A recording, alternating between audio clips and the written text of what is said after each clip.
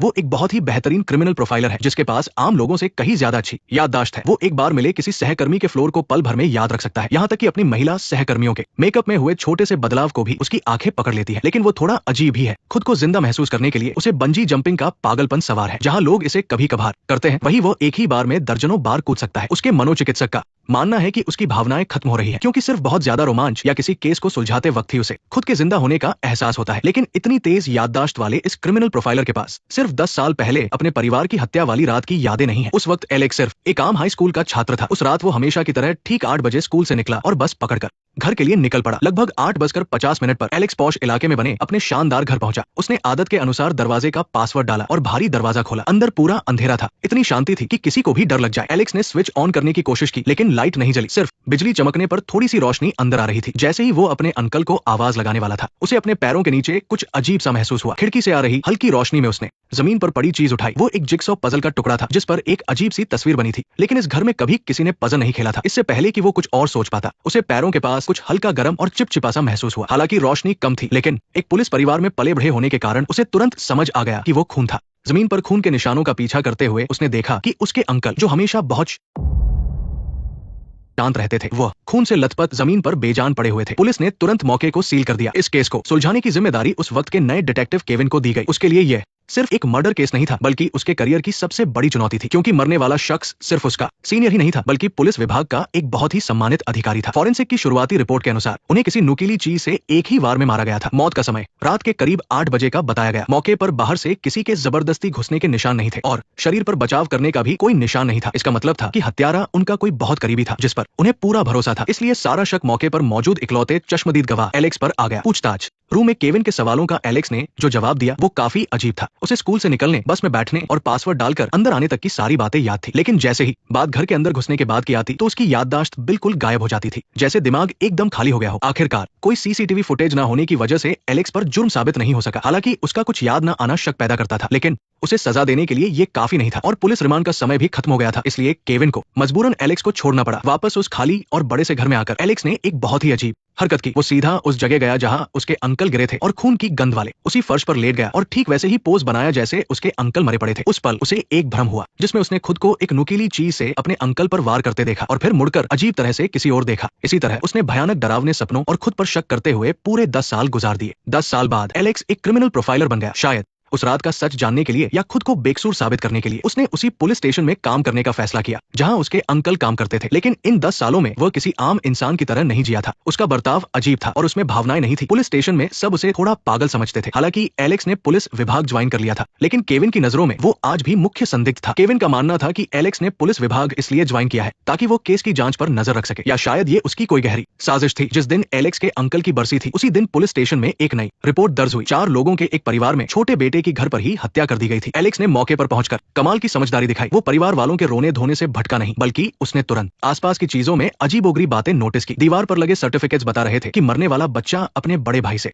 काफी होशियार था और बड़े भाई के कमरे में हर चीज पर उसके नाम का टैग लगा हुआ था। मनोविज्ञान के हिसाब से ये दिखाता है कि वो खुद को बहुत कमजोर समझता था और हर चीज पर अपना हक जताना चाहता था। सबसे अहम बात बड़े भाई का बयान था। मर्डर के बारे में बताते हुए बड़े भाई ने पहले मरने वाले का नाम लिया, फिर अचानक से उसे छोटा भाई कहने लगा और उसने चाकू जैसे साफ शब्द की जगह उसे एक नुकीली चीज कहा। एक ही बयान में बिना किसी वजह के नाम बदलना ये दिखाता है कि अवचेतन रूप से वो खुद को मरने वाले से दूर करने की कोशिश कर रहा था और हथियार के बारे में गोलमोल बातें इसलिए की क्योंकि वो अपने ही हाथों इस्तेमाल किए गए उस हथियार का सामना नहीं कर पा रहा था। अपने शक को पक्का करने के लिए एलेक्स ने बड़े भाई से पूछताछ की एक खास तकनीक का इस्तेमाल किया। उसने उससे घटना को उल्टे क्रम में बताने को कहा। मुझे पता है तुम कहाँ थे। बिल्कुल वैसा ही हुआ। दूसरी बार कहानी बताते हुए बड़े भाई की बातों में गड़बड़ी सामने आ गई। आखिरकार वो टूट गया और मान लिया कि लंबे समय से जलन और नजरअंदाज किए जाने के कारण उसने गुस्से में अपने भाई को मार दिया था। एलेक्स की केस सुलझाने की इस कमाल की काबिलियत को देखकर केविन का शक और भी गहरा हो गया। उसे लगा कि एलेक्स अपराध के बारे में बहुत ज्यादा जानता है, इतना कि वो खुद के किए गए जुर्म को भी आसानी से छिपा सकता है। इसलिए केविन ने 10 साल पुरानी उस थ्योरी को फिर से टेस्ट करने का फैसला किया। उसने खुद एलेक्स के स्कूल से घर तक के रास्ते को चलकर देखा। रात 8 बजे वो स्कूल से निकला और एलेक्स की तरह सफर तय किया। बस से जाने में वाकई आधे घंटे से ज्यादा का समय लगता था, लेकिन फिर वो उस रास्ते पर गया जहाँ सीसीटीवी कैमरे नहीं थे। अगर बाई और वाले शॉर्टकट से जाएं तो 8 मिनट बच सकते थे और ये रास्ता इतना छिपा हुआ था कि वहाँ कोई आता जाता नहीं था। जुर्म करने के लिए ये एकदम परफेक्ट जगह थी। जब केविन हाथ में स्टॉप वॉच लिए एलेक्स के घर के दरवाजे पर पहुंचा तो उसे पूरा यकीन हो गया कि टाइमिंग बिल्कुल सही बैठ रही है। जैसे ही केविन को लगा कि वो सच के बहुत करीब पहुंच गया है, किस्मत का खेल फिर बदल गया। एलेक्स को घर पर एक गुमनाम पार्सल मिला। वो पार्सल देखने में बहुत आम सा लग रहा था, लेकिन उसे खोलते ही एलेक्स की आंखें फटी की फटी रह गई। उस पार्सल में सफेद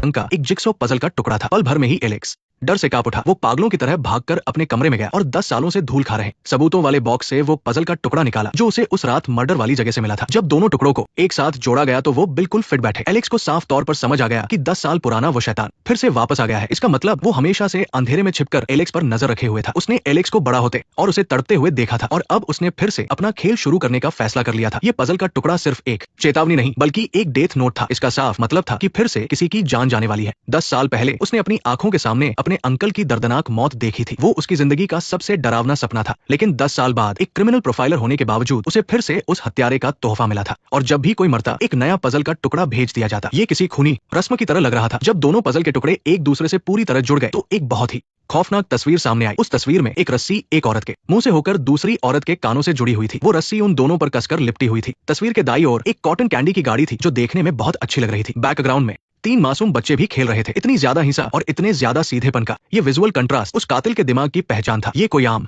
मजाक नहीं था बल्कि कत्ल की चेतावनी देने वाला पजल था। एलेक्स को तुरंत समझ आ गया कि जिसने उसके 10 साल बर्बाद किए वो शैतान वापस आ गया है। सबसे पहले उसने डिटेक्टिव केविन को फोन लगाने की सोची लेकिन फोन बार बार कट रहा था। घबराया हुआ एलेक्स गाड़ी चलाते हुए लगातार फोन मिला रहा था और साथ ही उन जगहों पर जा रहा था जहां केविन हो सकता था। उसी रात एलेक्स की गाड़ी द वन सिटी नाम की एक लग्जरी बिल्डिंग के अंदर पहुंची। यहाँ केविन की मां रहती थी और केविन हर हफ्ते उनसे मिलने यहाँ आता था। एलेक्स चाहता था कि वो यहीं पर केविन को पजल की पूरी सच्चाई बताए लेकिन किस्मत ने फिर से उसके साथ एक मजाक किया। केविन आज केस की जांच के कारण वहां नहीं आया था और जैसे ही एलेक्स वापस जाने लगा उसकी याददाश्त फिर से अचानक ब्लैंक हो गई। एक इतनी कमाल की याददाश्त वाला प्रोफाइलर होने के बावजूद एलेक्स ये भूल गया कि उसने अपनी गाड़ी कहां पार्क की है। उसे मजबूरन चाबी का बटन दबाकर हॉर्न की आवाज सुनकर हर फ्लोर पर गाड़ी ढूंढनी पड़ी। आखिरकार एक अंधेरे कोने में उसे एक लाल रंग की गाड़ी मिली। उसकी हेडलाइट्स ऑन थी और उसका रंग बिल्कुल उसकी गाड़ी जैसा ही था। लेकिन जैसे ही वो पास गया उसके तजुर्बे ने उसे रुकने पर मजबूर कर दिया। पार्किंग में खड़ी ये चमकदार लाल स्पोर्ट्स कार कुछ अजीब लग रही थी और जिस चीज ने उसे और भी डरा दिया वो था गाड़ी के अंदर का नजारा। ड्राइविंग सीट पर एक औरत बैठी थी जिसकी गर्दन पर फंदे के खौफनाक निशान थे। पजल के जरिए जिस कत्ल की चेतावनी दी गई थी वो अब हकीकत में बदल चुकी थी। रात के वक्त केविन और उसकी टीम मौके पर पहुंच गई। पहचान करने पर पता चला कि मरने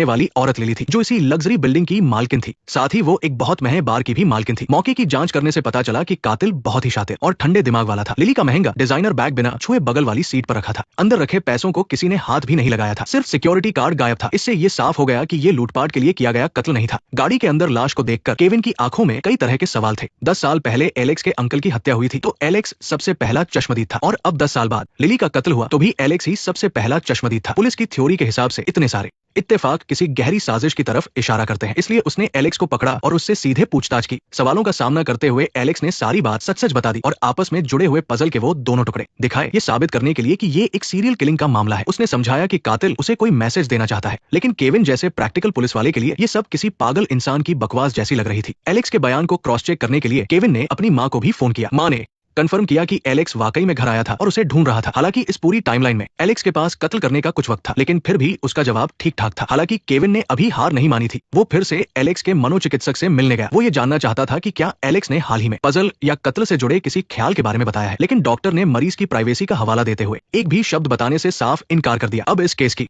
जांच पूरी तरह से रुक गई थी लेकिन अचानक ही कुछ सुराग एक बहुत बड़े सिंडिकेट की तरफ इशारा करने लगे। पुलिस के शक के बावजूद एलेक्स ने अपनी जांच नहीं रोकी। उसने उस पार्सल को ट्रैक किया। उसे पता चला कि भेजने वाले ने किसी और का फोन इस्तेमाल किया था और उसे एक वेयरहाउस के बाथरूम से भेजा गया था। वहां न कोई कैमरा था और न ही उंगलियों के निशान। कातिल ने सारे फिजिकल सुराग मिटाने के बाद एलेक्स को लगा कि कातिल ने खून करने के बाद ही वो पजल भेजा था। ये उसका दिखावा भी था और एक खुली चुनौती भी। दूसरी तरफ जॉन भले ही बातों से एलेक्स पर शक कर रहा था लेकिन उसके काम से एक अच्छे डिटेक्टिव का तजुर्बा झलक रहा था। वो सारा के बारे में पूछताछ करने गया। वहां के वेटर ने एक बहुत बड़ा सुराग दिया। मर्डर वाली रात सारा ने बार में एक आदमी से बात की थी। कॉल रिकॉर्ड्स चेक करने पर जॉन को पता चला कि सारा के फोन पर आखिरी कॉल रात 8 बजे के बाद आई थी। फिर कुछ मिनट बाद उसी नंबर से दोबारा कॉल आई थी जो उसने नहीं उठाई। जॉन ने उस नंबर पर कॉल किया लेकिन दूसरी तरफ की आवाज सुनकर उसके पसीने छूट गए। वो आवाज मौजूदा पुलिस चीफ की थी जो 10 साल पहले एलेक्स के अंकल वाले केस के इंचार्ज भी थे। इसके बाद जॉन हिम्मत करके चीफ से मिलने गया। अपने जूनियर के ऐसे सवालों से चीफ थोड़ा भड़क गए। उन्होंने कहा कि 8 बजे वाली कॉल रूम बुक करने के लिए थी और दूसरी उसे कैंसिल करने के लिए क्योंकि सारा ने फोन नहीं उठाया इसलिए वो वहां गए ही नहीं। लेकिन जॉन किसी से दबने वालों में से नहीं था। वो तुरंत समझ गया कि चीफ झूठ बोल रहे हैं इसलिए उसने सीधा उनके सामने एक स्टेटमेंट पेपर रख दिया और भरने को कहा। उसकी इस बदतमीजी ने चीफ को आग बबूला कर दिया। दूसरी तरफ एलेक्स भी अपने तरीके से सच तक पहुंचने में लगा था। उसने सीधा चीफ को खाने पर बुलाया और बेखौफ होकर केस के बारे में पूछने लगा। क्या अंकल और सेकंड ब्रदर एक दूसरे को जानते थे? मुझे नहीं पता, शायद अंकल को पता हो, लेकिन कम से कम तुम तीनों तो कभी नहीं मिले। क्या अंकल नहीं उसे मारा था? अरे ओए, चुपचाप अपनी ड्रिंक पी ले।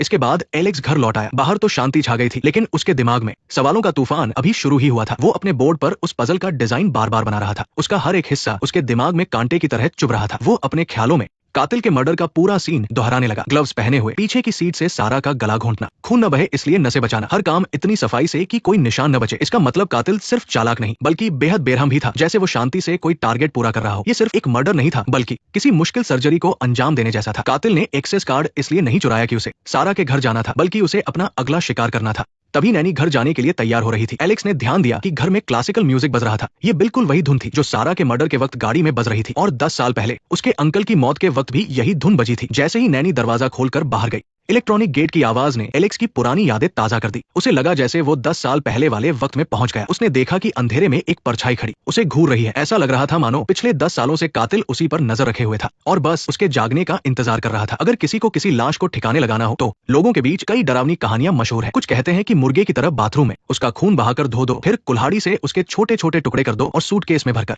नदी में फेंक दो। लेकिन आज की इस मॉडर्न फॉरेंसिक तकनीक वाली दुनिया में ऐसा परफेक्ट क्राइम करना अक्सर मुजरिम का एक भ्रम ही होता है, खास तौर पर जब पाला इस सन की इंसान से पड़े तो कत्ल का हर तरीका बेकार साबित होता है। एक टॉप क्रिमिनल प्रोफाइलर होने के नाते एलेक्स का दिमाग मुजरिमों के रोंगटे खड़े कर देता है। फिर भी 10 साल पहले उसके अंकल की खौफनाक मौत ने उसके दिल में एक गहरा डर बैठा दिया था। उस रात वो खुद वही मौजूद था। उसे महसूस भी हुआ कि कातिल ठीक उसके पीछे है, लेकिन हद से ज्यादा डर और सदमे की वजह से वो पीटीएसडी का शिकार हो गया, जिससे उस रात की सारी यादें उसके दिमाग से मिट गई। बहुत लंबे समय तक वो उन आधी अधूरी यादों से परेशान रहा और उसे लगने लगा कि शायद हाथ में चाकू पकड़े वो शैतान वो खुद ही था। अब जाकर जब उसकी यादें जुड़ने लगी तो सारी गलतफहमी दूर हो गई, लेकिन एक नए मर्डर ने फिर से उसकी शांति छीन ली। सारा नाम की लड़की की गला घोंट कर उसकी अपनी ही कार में हत्या कर दी गई थी। मौका वारदात की जांच के बाद पुलिस को लगा कि ये कोई अचानक से किया गया मर्डर नहीं है। कुछ लोगों ने बताया कि जिस पार्किंग स्पॉट पर सारा की गाड़ी खड़ी थी वो किसी और का रिजर्व स्पॉट था, लेकिन मर्डर से कुछ दिन पहले जो कोई भी वहां अपनी गाड़ी खड़ी करता था उसके टायर पंक्चर कर दिए जाते थे या गाड़ी पर स्क्रैच मार दिए जाते थे, जिससे मजबूर होकर उस गाड़ी वाले को जगह बदलनी पड़ी। साफ था कि कातिल ने महीनों पहले से प्लानिंग की थी ताकि सारा अपनी गाड़ी इस कैमरे के ब्लाइंड स्पॉट पर ही खड़ी करे। इसके बाद जॉन दोबारा बेसमेंट की पार्किंग में गया। कैमरे की रिकॉर्डिंग की ब्राइटनेस बढ़ाने पर उसने एक खौफनाक चीज देखी। जब सारा की गाड़ी पार्किंग में घुस रही थी तब उसके गले में पहले से ही एक रस्सी फंसी हुई थी। इसका मतलब कातिल ने पार्किंग में छिपकर हमला नहीं किया था, बल्कि वो सारा के गाड़ी में बैठने से पहले ही अंदर मौजूद था। जैसे जैसे जांच आगे बढ़ी, मार्क नाम का एक आदमी शक के घेरे में आ गया। वह सारा का एक्स बॉयफ्रेंड था। अस्पताल में भर्ती सारा के पिता और बार के स्टाफ के बयानों के हिसाब से मार्क एक बहुत ही गुस्सैल और खतरनाक इंसान था और सारा के साथ उसका पैसों को लेकर भारी झगड़ा चल रहा था। सबसे बड़ी बात यह थी कि पुलिस को सारा की गाड़ी के हेडरेस्ट से एक आधा मिटा हुआ फिंगरप्रिंट मिला था। मैच करने पर वो फिंगरप्रिंट मार्क का ही निकला। सारे सबूत सीधे तौर पर मार्क की तरफ ही इशारा कर रहे थे, लेकिन जब पुलिस की पूरी टीम उसे पकड़ने पहुंची तो पता चला कि मार्क गायब है। उसकी गाड़ी की लोकेशन ट्रैक करके पुलिस ने हाईवे के एक सर्विस एरिया में उसकी कार ढूंढ निकाली, लेकिन कैमरों में दिखा कि मार्क रात 3 बजे वहां पहुंचा था और फिर कभी बाहर नहीं आया। पुलिस को उसकी कार के अंदर से बिल्कुल वैसी ही रस्सी का बंडल मिला जिससे सारा का गला घोंटा गया था। क्या मार्क जुर्म करके भाग चुका था? सर्विस एरिया के पीछे एक सुनसान पहाड़ था। भूस्खलन को रोकने के लिए वहां एक काफी ऊंची दीवार बनी हुई थी। अपने शक को दूर करने के लिए जॉन ने एक पुराने डिटेक्टिव की तरह अपना असली रंग दिखाया। वो खुद उस ऊंची दीवार के पास गया और अपनी पूरी ताकत लगाकर, यहाँ तक कि अपने हाथ छीलकर भी बड़ी मुश्किल से उसे पार कर गया। इससे ये साबित हो गया कि अगर मार्क शारीरिक रूप से फिट होता या उसे भागने की बहुत तड़प होती तो वो दीवार फांद कर भाग सकता था। इसके बाद उन्हें झील के किनारे एक होटल का सुराग मिला जहाँ अक्सर लोग छुप कर मिलने आते थे। जब जॉन होटल के कमरे में पहुंचा तो मार्क वहां से चेकआउट कर चुका था, लेकिन जॉन की तेज नाक ने बाथरूम में खून की अजीब सी बदबू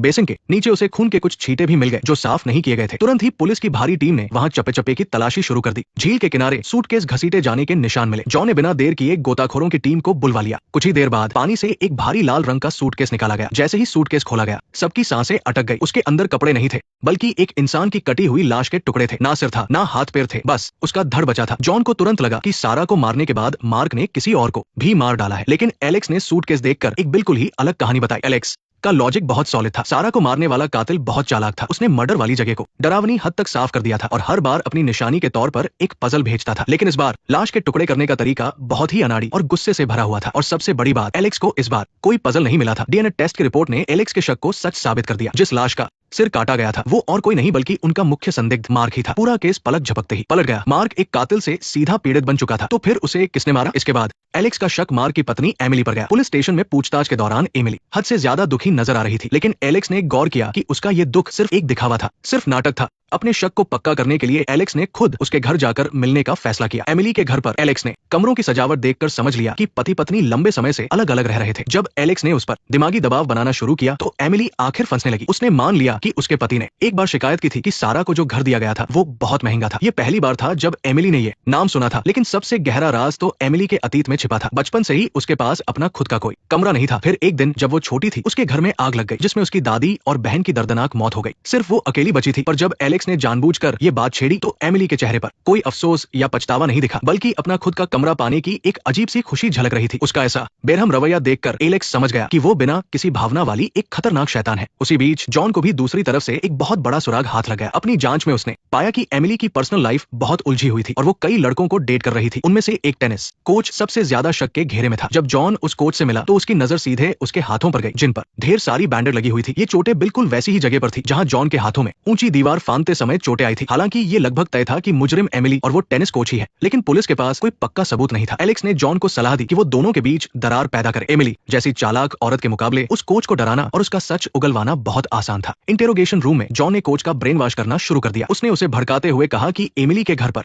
लगी आग कोई हादसा नहीं थी और आग लगाने वाला आज तक पकड़ा नहीं गया, और जो भी एमिली के करीब जाता है उसके साथ हमेशा कुछ ना कुछ बुरा ही होता है। इन बातों ने कोच के पसीने छुड़ा दिए। उसे अचानक वो खौफनाक मंजर याद आ गया जब एमिली लाश के टुकड़े कर रही थी। आखिर में प्यार से बड़ा डर साबित हुआ। कोच ने उल्टी करते हुए अपना गुनाह कबूल कर लिया। असल में एमिली अपने पति से छुटकारा पाकर उसकी सारी दौलत हड़पना चाहती थी, इसीलिए उसने कोच से मार्क को होटल में बुलवाकर उसे मरवा दिया। बाद में एमिली ने मार्क के कपड़े पहन लिए और लाश वाले सूटकेस को घसीटकर बाहर ले गई ताकि लोगों को लगे कि वो चेकआउट कर रहा है। और उस कोच का काम था कि वो कटे हुए सिर और हाथ पैरों को होटल के पीछे बने पहाड़ की उस ऊंची दीवार के पार दफना दे। उसके बयान के बाद पुलिस ने तुरंत पहाड़ पर खुदाई करके मार्क के शरीर के बाकी टुकड़े निकाल लिए। हालांकि हत्या का मामला पूरी तरह सुलझ गया था, लेकिन लियो के लिए ये सिर्फ एक शुरुआत थी, क्योंकि जेम्स की मौत सिर्फ ध्यान भटकाने का एक तरीका था और जिसने सच में उसके चाचा और लिंडा को मारा था वो सीरियल किलर अभी भी अंधेरे में छिपा था। केस खत्म होने वाली रात लियो जैसे ही घर लौटा उसने देखा कि दरवाजे पर एक जाना पहचाना पार्सल रखा है। इसे खोलते ही लियो एकदम हैरान रह गया। वो अजीब सा जिक्सॉ पजल फिर से सामने था और इस पजल का डिजाइन बिल्कुल जेम्स के शरीर के कटे हुए हिस्सों से मेल खा रहा था। ये एक चुनौती भी थी और एक चेतावनी भी। क्या कोई नया मर्डर केस फिर से शुरू हो गया था? वो बस काम से लौटा ही था कि उसे कातिल का भेजा हुआ पार्सल मिल गया, पर इसे खोलने पर अंदर सिर्फ पजल का एक टुकड़ा था। पहले के मामलों में पजल अक्सर हत्या की चेतावनी होता था, लेकिन इस बार बात बिल्कुल अलग थी। पजल पर बनी गुड़िया के हाथों और पैरों पर गहरी लाल रेखाएं खींची गई थी जो पिछले मर्डर केस के निशान से बिल्कुल मेल खाती थी। लेकिन इस केस का असली मुजरिम हैरी तो पहले ही पकड़ा जा चुका था। लाश के टुकड़ों से जुड़ी जानकारी पुलिस का राज थी, यहाँ तक कि पुलिस के कई लोगों को भी सही निशान के बारे में नहीं पता था। तो फिर उस रहस्यमयी पजल किलर को ये सब कहां से पता चला? अपने शक को दूर करने के लिए लियो अगले दिन सुबह सुबह ही जेल चला गया। उसे हैरी से मिलना ही था। जेल की ठंडी कांच वाली खिड़की के उस पार लियो ने वो पजल निकाला। हैरी के रिएक्शन ने लियो के शक को सच साबित कर दिया। उसने ये चीज पहले कभी नहीं देखी थी, लेकिन जब लियो ने लाश ठिकाने लगाने वाली रात के बारे में पूछा तो हैरी को एक बेहद डरावनी बात याद आई। क्या पूल में? शायद कोई पूल में था, लेकिन वो कौन था? पास के पूल में किसी के होने पर उसे आसानी से पहचाना जा सकता था। लेकिन तुम्हें वो सूटकेस कैसे मिला?